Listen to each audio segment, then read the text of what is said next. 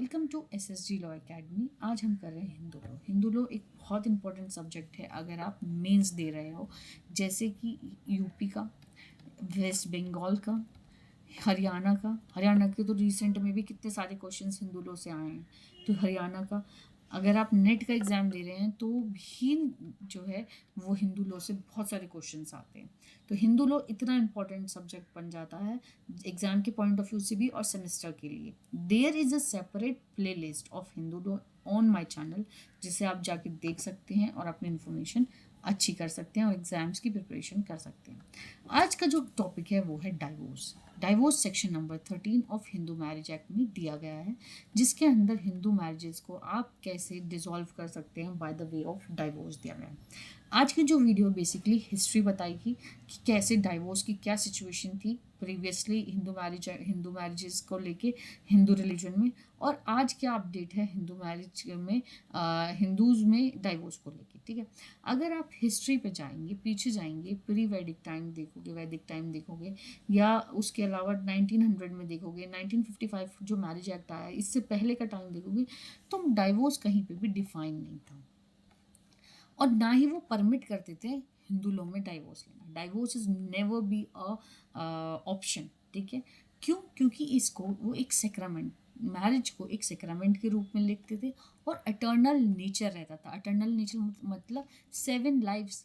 ठीक है, जैसे कहते हैं नहीं 7 जन्मों का, तो उस तरीके से एटर्नल नेचर था इसका। एक सिक्रामेंटल वे था, मतलब एक सिक्रामेंटल सेरेमनीज के रूप में लेते थे कि ये तो अब जो है वो मौत के साथ ही जो है टूटेगा। इस तरीके से हिंदूज मैरिजेस को लेते थे और मैरिज की इतनी वैल्यू सोसाइटी में हुआ करती थी। अब नालंदा में अगर आप देखेंगे जो थे, उन्होंने कहा कि डाइवोर्स सिर्फ कुछ ही ग्राउंड पे आप ले सकते हो। तो बेसिकली नालंदा ने, ठीक है, इन्होंने परमिट किया ओनली 5 ग्राउंड्स जब एक औरत जो है वो डाइवोर्स ले सकती है। वो अगर सबसे पहले ग्राउंड मिसिंग हो गए, तो दूसरा ग्राउंड रिनाउंस कर दिया वर्ल्ड से, दैट मीन्स सेंट बन गए, ठीक है, ऋषि मुनि बन गए, या डेथ कोज हो गई हो, ठीक है, incapable of for procreation of child, बच्चों को पैदा करने में इनकैपेबल हो, या इंसेन हो गए हो, पागल हो गए हो। तो ये 5 ऐसे ग्राउंड थे जो नालंदा ने कहा कि इन ग्राउंड पर आप डाइवोर्स ले सकते हो, अदरवाइज डाइवोर्स आप नहीं ले सकते हो। Hindu marriages, Hindus religion is always against the divorce. Kautilya ने कहा कि हिंदू मैरिज को अगर आप लेना चाहते हो, हिंदू मैरिज में अगर आप डाइवोर्स लेना चाहते हो, तो उसके ग्राउंड्स कुछ ये हैं। जैसे पहला, मिसिंग पे, अगर मिसिंग हो रहा हो, कैरेक्टरलेस हो, इन्होंने एक और एडिशनल पॉइंट कर दिया इसमें, डेंजरफुल लाइफ हो, तुम्हारी लाइफ के लिए बहुत ज़्यादा डेंजर क्रिएट करता हो। तो ये 3 ऐसे ग्राउंड्स थे जिन ग्राउंड्स पे मैरिजेस को डिसॉल्व करवा दिया गया था, का ऑप्शन था, और डाइवोर्सेस को प्रमोट करते थे। फिर क्या हुआ ओवर द टाइम, अब एक नीड पड़ गई मॉडर्न लॉ में कि इसको एक कोडिफिकेशन दिया जाए। तो उस कोडिफिकेशन को section 13 of Hindu marriage act 1955, जो मॉडर्न लॉ के रूप में भी देखा जाता है, उसने इसको सॉल्व किया कि एक्चुअल में आप किस बेसिस पे जो है डाइवोर्स ले सकते हो। तो 13 सब क्लोज 1 कहता है, any marriage solemnised whether before or after the commitment of this act may on the petition present by either the husband or the wife be dissolve by a degree of divorce on the ground that the other party. ठीक है, तो ये जो ground section number 1 में दिए गए, ये दोनों पार्टीज को दिए गए, ये वाइफ को भी और हस्बैंड को भी, दोनों को वो पिटिशन फाइल कर सकते हैं। शादी इस एक्ट के होने के बाद हुई है, मतलब 1955 के बाद जो है वो मैरिज सोलमनाइज हुई है। आप सोलमनाइजेशन ऑफ मैरिज को डिसॉल्व कर सकते हो पिटिशन प्रेजेंट करने के बाद, बहुत इंपॉर्टेंट हो जाती है, तब डिग्री ऑफ डाइवोर्स जो है वो दिए जाते हैं। अब वो ग्राउंड्स क्या है, मैंने इनको थोड़ा शॉर्ट में लिखा है। ये ही क्वेश्चन में ये पैटर्न जो है पूछा जाता है, नेट के एग्जाम में बहुत बार इसका सीक्वेंस पूछा गया है। हरियाणा में इसके बारे में पूछा गया है, उत्तराखंड में इसके बारे में पूछा गया, तो वो सीरीज कर दी है। सबसे पहले आ जाती है अडल्ट्री, फिर क्रूलिटी, फिर desertion, apostasy, insanity, leprosy, venereal diseases, renunciation of word, दुनिया से ही रेनाउंस ले लिया। तो ये इस तरीके से ग्राउंड्स हैं मिसिंग। इन ग्राउंड्स पे डाइवोर्स हो सकता है। जिसमें कि सबसे पहला ग्राउंड जो आता है वो आता है adultery. Adultery basically nine Joseph shine versus union of India का जो केस था, उसके बाद अडल्ट्री को मतलब डाइवोर्स ग्राउंड तो रखा, बट आईपीसी से स्टक आउट कर दिया, जो अब बीएनएस है, और बीएनएस में भी अडल्ट्री नहीं है इस जजमेंट की वजह से। तो इसमें कहा गया है, has after the solemnisation of marriage had voluntarily sexual intercourse with any person other than his or her spouse, अपने स्पाउस के अलावा किसी और के साथ सेक्सुअल इंटरकोर्स कर दिया तो मैरिज जो है वो जो है डाइवोर्स उस पर मिल सकता है। जोसेफ साइन 2019 का केस था, जिसमें सुप्रीम कोर्ट ने स्टक डाउन कर दिया था 1997 को, जो कि था अडल्ट्री का। उसके बाद इसको स्टक डाउन करने का रीज़न था आर्टिकल 14, 15, 21, जिसके बेसिस पे इसको स्टक डाउन किया। और हिस्ट्री में ये देखा गया कि हिंदू मेल जो है पहले 1955 से पहले कितनी भी शादियां कर सकते थे, तो कोई लिमिट नहीं थी। लेकिन जब ये एक्ट आया तो इसको इन्होंने रिस्ट्रिक्ट करके मोनोगैमी कर दिया। तो अडल्ट्री यहाँ पे इसलिए एक इम्पॉर्टेंट ग्राउंड बन गया था डाइवोर्स के लिए, चाहे वॉलंटियरली करा गया हो या कैटल के अगर आप अडल्ट्री अलाउ कर रहे हो तो यहाँ पे कोर्ट ने कहा था कि आप वुमेन्स को एक कैटल की तरह ट्रीट कर रहे हो। ठीक है। सचिन अरोरा वर्सेस मनोज अरोरा का एक केस आया था दिल्ली हाई कोर्ट का, जिसमें प्राइवेसी ओयो चैट, मतलब इसमें ये कहा था कि जैसे अडल्टरी फाइंड करने के लिए अब वो कहने लगे कि मैं अपना फ़ोन नहीं दिखाऊंगा, मैं राइट टू प्राइवेसी है, तो दिल्ली हाई कोर्ट ने कहा था कि नहीं, कोई प्राइवेसी नहीं है, हम तुम्हारा रिकॉर्ड्स ओयो से भी निकालेंगे, चैट्स भी देखेंगे, और वो एक एविडेंस के रूप में देखा जाएगा। के एस पुट्टस्वामी के केस में इसको प्राइवेसी के रूप इन्होंने बोला था कि ये तो मेरी प्राइवेट लाइफ है, इसमें ये कहा कि प्राइवेट लाइफ है अगर मैं सेक्सुअल इंटरकोर्स किसी और के साथ करता हूँ तो यहाँ पे के एस पुट्टस्वामी की केस में सुप्रीम कोर्ट ने प्राइवेसी में भी रीजनेबल रिस्ट्रिक्शन लगा के अडल्टरी को एक वैलिड ग्राउंड माना था डाइवोर्स का। इफेक्ट क्या होता है अडल्टरी का? बेसिकली अडल्टरी अगर हो जाती है तो बच्चा किसी और का होगा, इसके ऊपर क्वेश्चन रहेगा कि बच्चा किसका है। Same ways pregnancy post pre किसकी है, वेडिंग अगर प्रेगनेंसी पहले से है तो फिर डाइवोर्स का हो वॉइडेबल मैरिज हो जाएगी।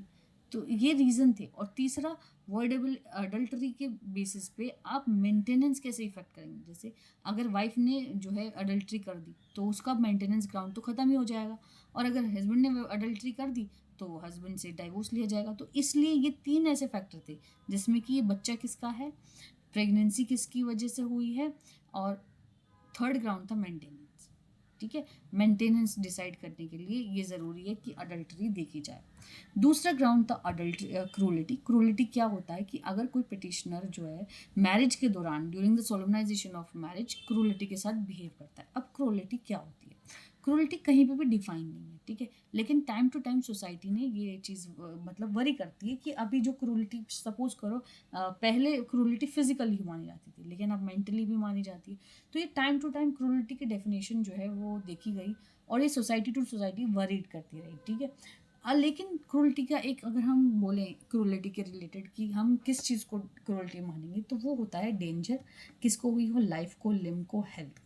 लाइफ के लिए डेंजरस हो, लिम मेरे बच्चे के लिए सपोज करो डेंजरस हो, और हेल्थ के लिए, और हेल्थ में अब मेंटल भी आने लगा और फिजिकल, दोनों के लिए, तो वो चीज़ क्रूलिटी मानी जाएगी। ठीक है। सयाल वर्सेस सरला का केस आया था, जिसमें कि वाइफ जो है वो लव पोशन के रूप में देती थी हस्बैंड को कि उससे जो है वो पति उसका हो जाए। उसको कोर्ट ने कहा कि इट इफेक्ट्स द हेल्थ और ये डेंजरस है हेल्थ के लिए, इसलिए इस ग्राउंड पे डाइवोर्स अलॉट कर दिया गया था। दस्ताना वर्सेस दस्ताना, very famous case, very famous, और बहुत बार क्वेश्चन आता है। फिजिकल क्रूलिटी भी इसमें थी, मेंटल क्रूलिटी भी, मेंटल क्रूलिटी इसमें थी, सॉरी, फिजिकल क्रूलिटी नहीं थी। और ये केस तो आप लोग रट लो, जब भी क्रूलिटी की बात आए दस्ताना वर्सेस दस्ताना इज द लीडिंग केस। ठीक है। ये कोई एक सिंगल एक्ट या सीरीज की बात नहीं करता, यहाँ पे बहुत सारी चीज़ें हुई थी। यहाँ पे सिंगल एक्ट कोई क्रूलिटी नहीं मानी गई थी, बल्कि इतने सारे जो है सीरीज में एक्ट हुए थे जिसको हमने यहाँ पे क्रूलिटी कोर्ट ने मानी थी। और लेकिन क्रूलिटी उस टाइम मेंटली नहीं होती थी, और क्योंकि टाइम टू टाइम उसे वो चेंज कर रहे थे, इसलिए यहाँ पर जो है वो डाइवोर्स का ग्राउंड नहीं दिया गया, डाइवोर्स इस पे नहीं दिया गया। ये केस इतना इंपॉर्टेंट हो जाता है जब भी दस्ताना वर्सेस दस्ताना आए, या जब भी क्वेश्चन आए कि क्रूलिटी का फेमस केस क्या है, तो वो है दस्ताना वर्सेस दस्ताना। ठीक है। इसके बाद फिजिकल क्रूरल्टी के रिलेटेड आता है कौशल्या वर्सेस विशाखा हरिमा। ये इल ट्रीटमेंट बीट, ठीक है, वो उसको मारता था, उसको इल ट्रीट करता था। तो ये सब चीज़ें जो हैं वो इसमें फिजिकल क्रूरल्टी के रूप में आई और कोर्ट ने जो है इस पे डाइवोर्स ग्रांट किया, ठीक है, डाइवोर्स ग्रांट किया। मेंटल क्रूरलिटी के लिए भगत वर्सेस भगत, इसमें इम्पॉसिबल था कि उस पर्सन का उसके साथ रहना। मनीषी त्यागी का भी केस इसी पे आता है, ठीक है। अब सप्तानी वर्सेस जगदीश में क्या होता था, वो अपनी वाइफ को प्रोस्टिट्यूट कहलाता था, तो ये इसको कोर्ट ने मेंटल क्रूरलिटी माना और इसको डाइवोर्स दिया। समर घोष वर्सेस जया घोष, इसमें मेंटल क्रूरलिटी थोड़ा सा डिफर कर दिया कि सबकी जो मेंटल क्रूरलिटी है वो केस टू केस डिपेंड करेगी। Marital rape X versus X versus X 2021 Kerala high court, इसमें मैरिटल रेप को क्रूरलिटी माना गया। तो ऐसे टाइम टू टाइम ये चेंज हुआ। डाउरी डिमांड क्रूरलिटी होती है। Wilful refusal to sexual intercourse is the fundamental activity, fundamental thing for marriage. तो अगर आप उसको विलफुल रिफ्यूज करते हो तो वो भी क्रूरल्टी में आ जाएगा। थ्रेट टू सुसाइड करने की थ्रेट दे रही हो तो भी वो क्रूरल्टी में आ जाएगा। फॉल्स एलिगेशन किसी पे लगा रहे हैं तो cruelty. Refuse to have child, बच्चा ना करने के लिए, तो वो भी क्रूरल्टी में आ जाएगा। थर्ड ग्राउंड क्या है? थर्ड ग्राउंड है डिजर्शन मतलब होता है किसी को छोड़ देना।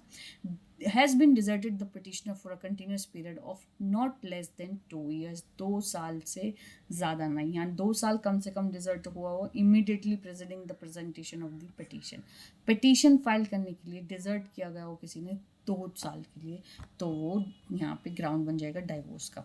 परमानेंट फोर्सेक, यहाँ जो डिजर्ट किया उसने कहा कि अब मैं परमानेंटली अपने स्पाउस को छोड़ देता हूँ और कोई रीजनेबल ग्राउंड नहीं है, कोई रीजनेबल एक्सक्यूज नहीं है और ना ही सामने वाले की कंसर्ट है, तो वो क्या बन जाएगा?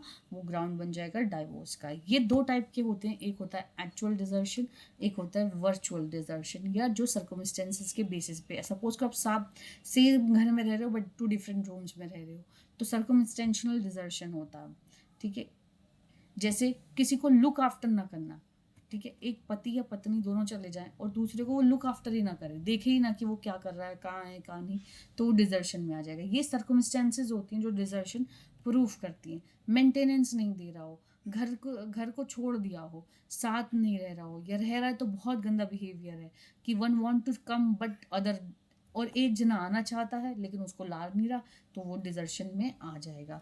ज्योतिष चंद्रा वर्सेस मीरा, इसका लीडिंग केस है। इसमें बहुत बैड बिहेवियर कर दिया था पति ने और फिर वाइफ जो है वहाँ से चली जाती है, तो उसको बुलाना चाहता तो वो कहती है कि तुम्हारा तो बैड बिहेवियर था, तो यहाँ अब फिर उसने डिजर्शन की वो डाल दी थी पिटीशन की, मैं तो उसे ला रहा हूँ बट ये आ नहीं रही।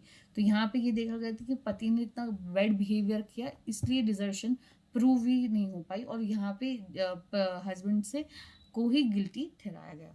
सविता पांडे वर्सेस चांद पांडे, इसमें क्या हुआ कि बच्चों के लिए वो लोग एक घर में रह रहे थे बट 2 डिफरेंट रूम्स में रह रहे थे, तो इसे भी डिजर्शन माना गया। यहाँ पे क्या इंपॉर्टेंट होता है कि आप इंटेंशन शो करो कि वो क्यों चला गया उसकी रिलेशनशिप से बाहर, उनके बीच में कोहिबिशन हो रहा है कि नहीं, तो इस हिसाब से जो है वो देखा जाएगा डिजर्शन। तो डिजर्शन का क्या है कि डिजर्शन एक पर्सन जो हो रहा है, एक स्पाउस दूसरे स्पाउस की कंपनी को छोड़ देता है बिना किसी एक्सक्यूज के, बिना किसी कंसर्ट के, ठीक है, तो वो डिजर्शन हो जाएगा।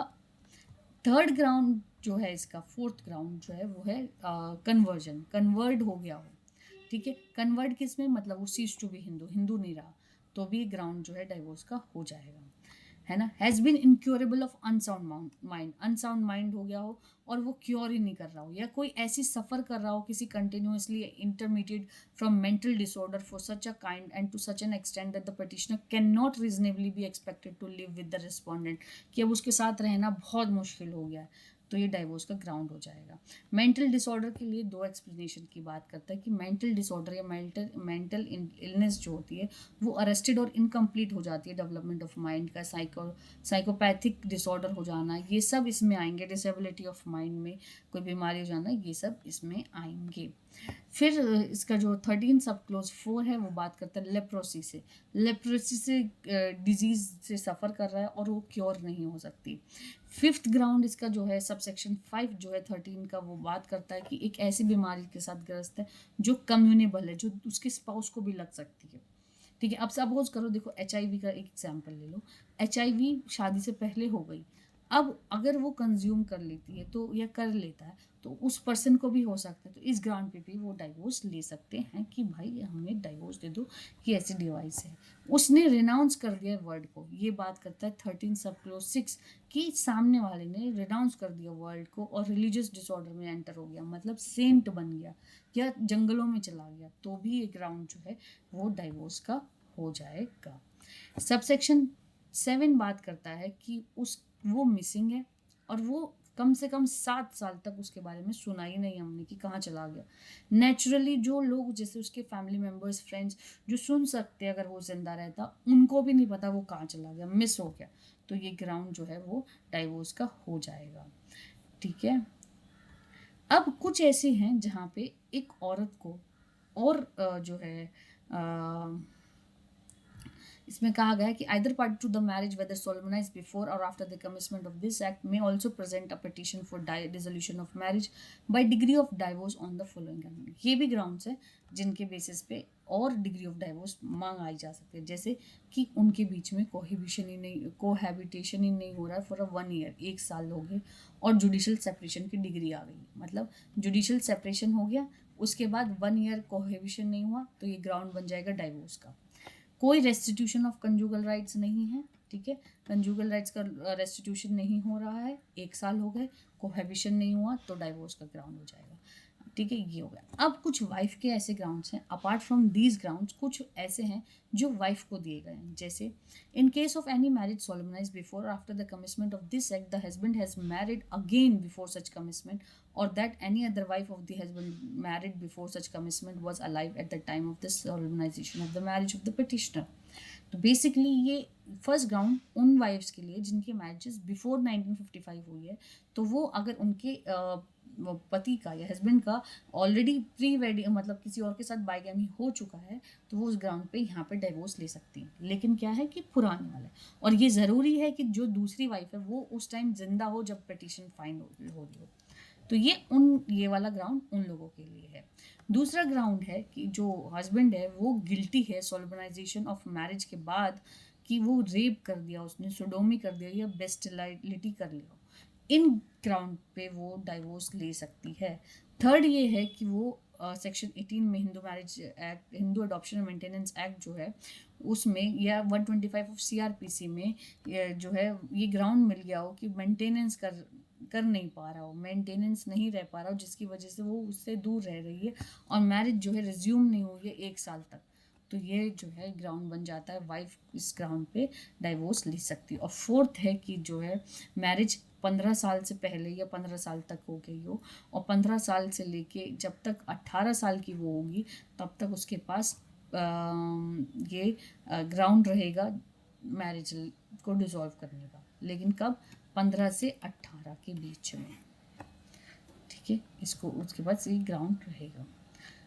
अब एक्सप्लेनेशन इसकी क्या कहती है, एक्सप्लेनेशन कहती है this clause applies whether the marriage was solemnise before or after the commitment of this marriage act 1956। कभी भी शादी हुई हो, पहले हुई हो या आफ्टर। ठीक है, ऑल्टरनेटिव रिलीफ का हम एक सेपरेट वीडियो लाएंगे जिसपे हम इसके ऑल्टरनेटिव क्या ग्राउंड्स हैं डाइवोर्स के अलावा, आप उसमें क्या ले सकते हो, उसकी सेपरेट वीडियो। तो इस तरीके से 13 क्लोज चैप्टर जो है हमारा, 13 सेक्शन जो है वो कंप्लीट होता है, जिसमें कि हमने पढ़ा डाइवोर्स के बारे में। डाइवोर्स किन ग्राउंड्स पे हो सकता है, अडल्ट्री पे, क्रूरलिटी पे, इम्पोर्टेंसी पे, इन सब पे हो सकता है। एक बार हम इसके जो है एक दोबारा से रिवाइज कर सकते हैं। तो ये क्या ग्राउंड्स हैं, ये ग्राउंड्स है adultery, cruelty, desertion, apostasy, insanity, leprosy, venereal disease, renunciation of the world से रिनाउंस कर दिया हो, ये सब ग्राउंड्स हैं डाइवोर्स के। Thank you.